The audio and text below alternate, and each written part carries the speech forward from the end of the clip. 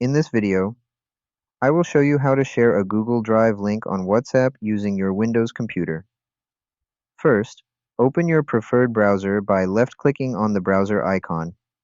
In the search bar, type Google Drive and click Enter. Left-click the first link that appears. This will take you to your Google Drive homepage. Here, you have all your Google Drive files. To share a file, click the three dots on the rightmost side of the file. A set of options will pop up. Here, hover over the Share option. A new set of options will appear. Click on Copy Link from the options. The link to the file will be copied to your clipboard. To change the access of the link, simply go back to the Drive homepage. In the Share tab of the file, click the Share option again. A new pop-up will appear. Here, in the General Access section, left-click the arrow facing downwards on the right side.